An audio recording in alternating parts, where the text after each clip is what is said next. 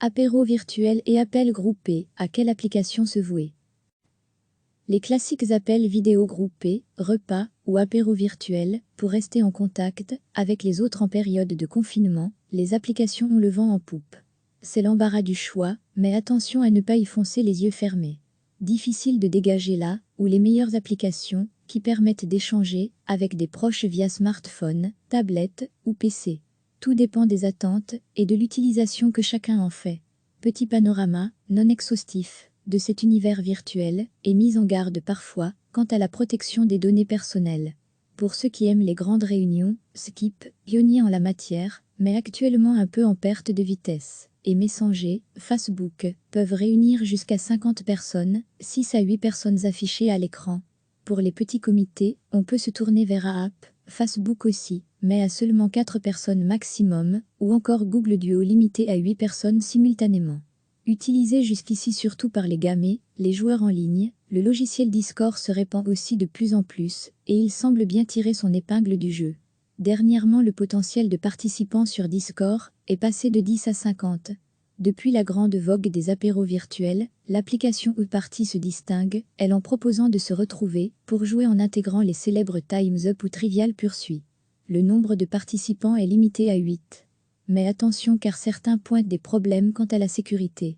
L'application se réserve le droit de se servir allègrement dans les données personnelles et les échanges entre utilisateurs. Sa politique de confidentialité donne d'ailleurs un aperçu de la collecte potentielle des données. Un exemple, Uparty est libre d'utiliser le contenu de toutes les communications passées via son service dont toute idée, invention, concept ou technique dans le but entre autres de développer, de concevoir ou de vendre des biens et des services. Olivier Bogart, commissaire à la Computer Crime Unie de la police fédérale met en garde, l'application demande l'autorisation d'accéder à tous mes contacts donc, si elle voit ma liste de contacts, je ne dois pas forcément m'étonner que si d'autres personnes l'utilisent, il y ait des croisements de données, des partages d'informations, par rapport à d'autres plateformes, pour suggérer des contenus.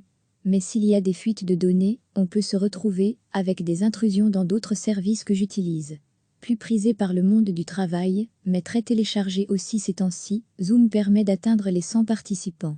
Les conversations sont limitées à 40 minutes en version gratuite mais moyennant paiement, on peut faire sauter cette limitation et bénéficier d'une meilleure qualité de connexion.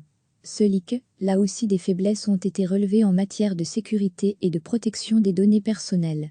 Pour Olivier Bogart, la prudence s'impose ici aussi, la société a pris un certain nombre de dispositions, elle prévoit de faire des mises à jour, mais il y a quand même des conditions d'utilisation qu'il faudra lire avec attention, parce qu'il y a aussi quelque part une volonté de gagner de l'argent.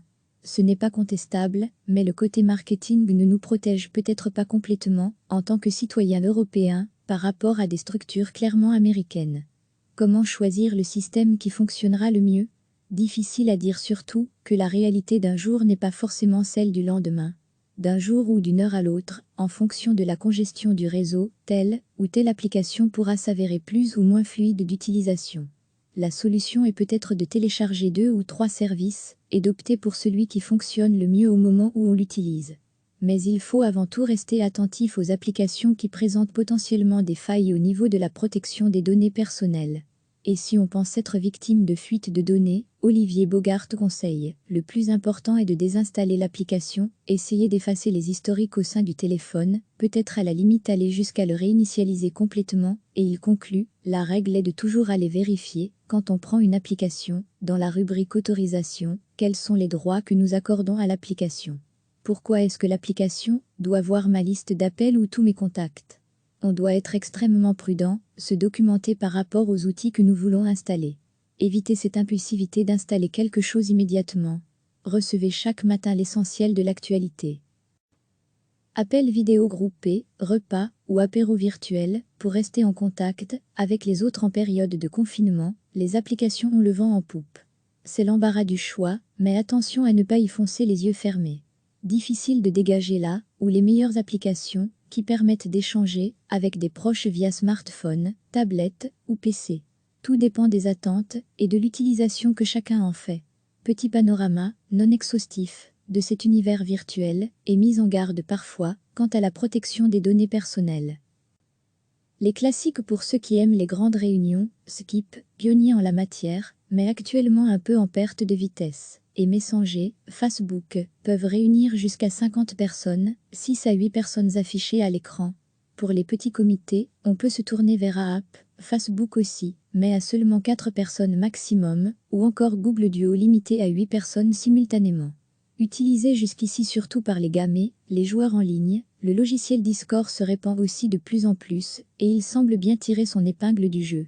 Dernièrement, le potentiel de participants sur Discord est passé de 10 à 50. Ouzparty joue aussi, avec vos données depuis la grande vogue des apéros virtuels, l'application Ouzparty se distingue, elle en proposant de se retrouver, pour jouer en intégrant les célèbres Time's Up ou Trivial Pursuit. Le nombre de participants est limité à 8. Mais attention car certains pointent des problèmes quant à la sécurité. L'application se réserve le droit de se servir allègrement dans les données personnelles et les échanges entre utilisateurs. Sa politique de confidentialité donne d'ailleurs un aperçu de la collecte potentielle des données. Un exemple, Ouzparty est libre d'utiliser le contenu de toutes les communications passées via son service dont toute idée, invention, concept ou technique dans le but entre autres de développer, de concevoir ou de vendre des biens et des services. Olivier Bogart, commissaire à la Computer Crime Unit de la police fédérale met en garde, l'application demande l'autorisation d'accéder à tous mes contacts donc, si elle voit ma liste de contacts, je ne dois pas forcément m'étonner que si d'autres personnes l'utilisent, il y ait des croisements de données, des partages d'informations, par rapport à d'autres plateformes, pour suggérer des contenus. Mais s'il y a des fuites de données, on peut se retrouver avec des intrusions dans d'autres services que j'utilise. Zoom sur guillemets, Zoom guillemets, plus prisé par le monde du travail, mais très téléchargé aussi ces temps-ci, Zoom permet d'atteindre les 100 participants. Les conversations sont limitées à 40 minutes en version gratuite mais moyennant paiement, on peut faire sauter cette limitation et bénéficier d'une meilleure qualité de connexion. Ce leak, là aussi des faiblesses ont été relevées en matière de sécurité et de protection des données personnelles. Pour Olivier Bogart, la prudence s'impose ici aussi. La société a pris un certain nombre de dispositions, elle prévoit de faire des mises à jour, mais il y a quand même des conditions d'utilisation qu'il faudra lire avec attention, parce qu'il y a aussi quelque part une volonté de gagner de l'argent. Ce n'est pas contestable, mais le côté marketing ne nous protège peut-être pas complètement, en tant que citoyens européens, par rapport à des structures clairement américaines. Laquelle choisir? Comment choisir le système qui fonctionnera le mieux? Difficile à dire surtout que la réalité d'un jour n'est pas forcément celle du lendemain. D'un jour ou d'une heure à l'autre, en fonction de la congestion du réseau, telle ou telle application pourra s'avérer plus ou moins fluide d'utilisation. La solution est peut-être de télécharger 2 ou 3 services et d'opter pour celui qui fonctionne le mieux au moment où on l'utilise. Mais il faut avant tout rester attentif aux applications qui présentent potentiellement des failles au niveau de la protection des données personnelles. Et si on pense être victime de fuite de données, Olivier Bogart conseille, le plus important est de désinstaller l'application, essayer d'effacer les historiques au sein du téléphone, peut-être à la limite aller jusqu'à le réinitialiser complètement, et il conclut, la règle est de toujours aller vérifier, quand on prend une application, dans la rubrique autorisation, quels sont les droits que nous accordons à l'application. Pourquoi est-ce que l'application doit voir ma liste d'appels ou tous mes contacts? On doit être extrêmement prudent, se documenter par rapport aux outils que nous voulons installer. Éviter cette impulsivité d'installer quelque chose immédiatement. Cliquez sur s'abonner pour recevoir les dernières nouvelles.